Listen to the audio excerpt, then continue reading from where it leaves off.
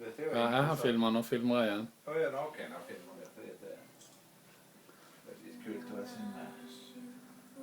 Det var noe svære flott han hadde. Det var tydelig det. Jeg lurer på om det var det noe geiteram som var der?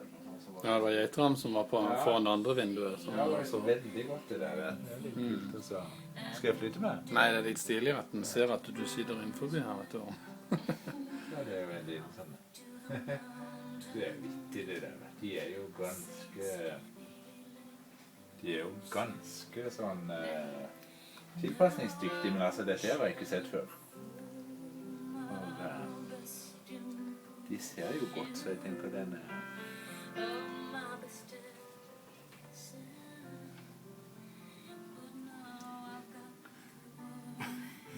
Avstand 30 centimeter. Ja, litt vittig det der.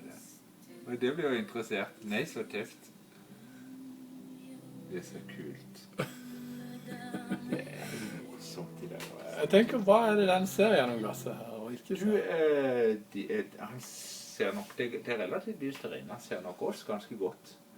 Men jeg tror ikke Men ikke det er noe lukt og... Ikke noe sånn, altså tror jeg det at de ser vel folk gjemt og trutt, og bare de kan stikke unna. Jeg tenker hun oppfatter at vi ikke er direkte, vi er ikke ute. Ja. Altså litt som bil, tenker jeg kanskje. Det var kjempedøsk. Det var nydelig, de er nydelige, det er greier det, altså.